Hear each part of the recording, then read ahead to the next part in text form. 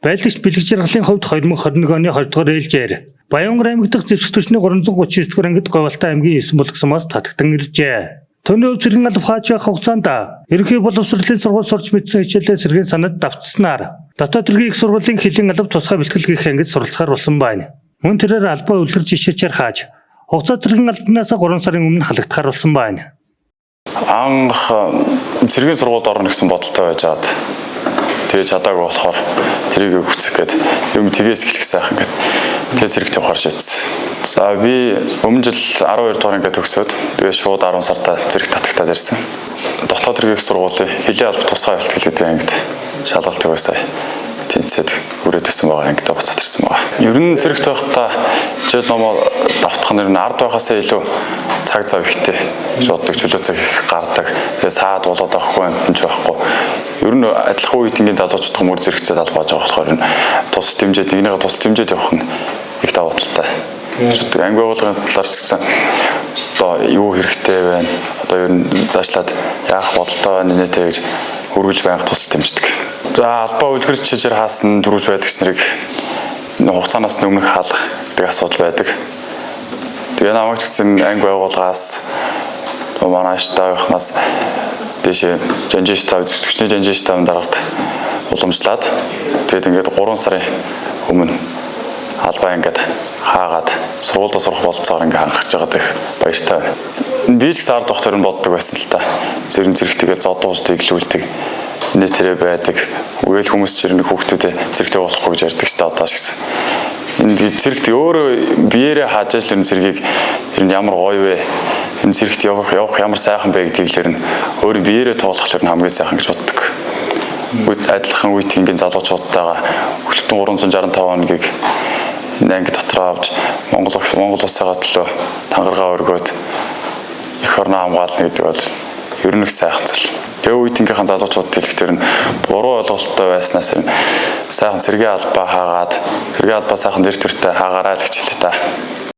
Харин Отгонбаатарын Балжин нэмгийн их залуугийн хувьд Говьалтай аймгийн цогцсомоос 2020 оны 2 дугаар ээлжээр Баянгар аймгийн зэвсэг түвшний 339 дугаар ангид татагдан ирж хугацаа зэргийн алба хаасан байна. Төвний өв зэргийн албаа хаад дуусаад ангидаа өөрийн хүсэлтээр улиран үлдэж дэд дахлах залтайгаар ажиллаж олмоор Оросын зэргийн агтам шалгалт өгч тэнцсэн байна. Тэрээр үеийн залуустай болон хугацаа зэргийн алба хааж байгаа зэрэг ирсүүдэд хандаж хугацаа зэргийн албаа заавал хаахыг уриалаад бидний алба дан ганц эх орноо хамгаалах хүнтэй үргийг хүлээхээс гадна өсөд дэвжих боломжоор дүүрэн алба гэдгийг онцлон гэллээ. Намайг Отгонбаатар Балжин гэдэг. Би 2020 оны 2 дугаар ээлжээр Говьалтай аймгийн цогцсомоос зэвсэг түвшний 339 дугаар ангид татагтаа ирж хугацаа зэргийн албаа хаасан. Хугацаа зэргийн албаа хааж явах хугацаанд манай дарга зэрэг амар гоё харагддаг байсан. Тэгээд дарганараа хараад ингээд явах талахтаар би зөөрөө ийм амьдралаар амьдрч үзмээр санагтаад. Ер нь ямар шиг юм бэ гэдэг юусэн. Тэгээд хугацаа зэрэг хааж явах хугацаанд ийм ахлагч болох сонирхолтой байна гэж тийшээ юусэн саналаа өгсөн. Тэгээд 2021 оны 21 онд 10 сарын 15-нд халагдах болоход юусэн халагдах тушаалтай цаг миний дэд ахлагч цол болохдоор цаг ирсэн.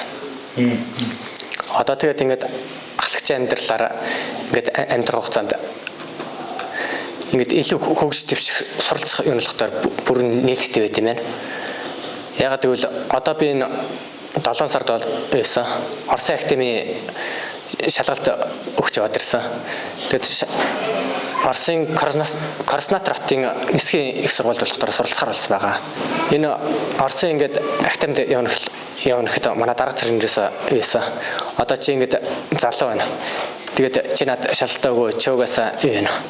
Ахлчийн нэр хүнд юуч гарна. Одоо над шалгалтаа өгөөд яваад үзгээд.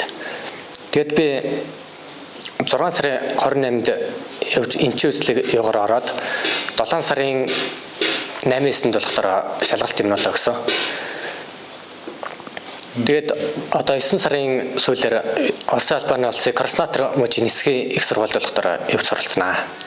Оросын ихтэй ингээд шалгалт өгөхөр болоход одоо над дээр чи юу вэ? Уур чадвар юу аавна гэдэг дарга зэрэгээс одоо манай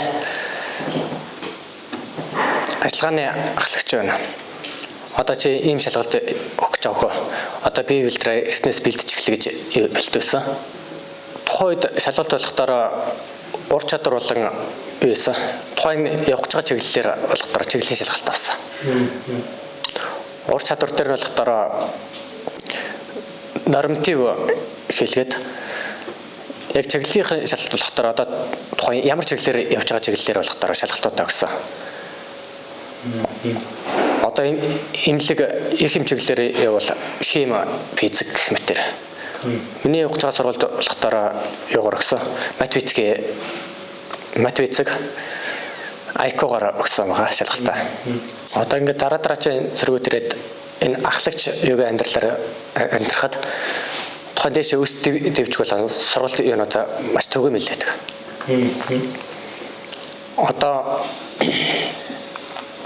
Одоо дараагийн эрх дүүнэрт андж хэлэхэд энэ ахлагч албал гэрэлтэй алба шүү. Одоо нэг цолоо аваад юусан бол цаашаа ингээд өс дэвжих боломж бол зөндөө байдаг.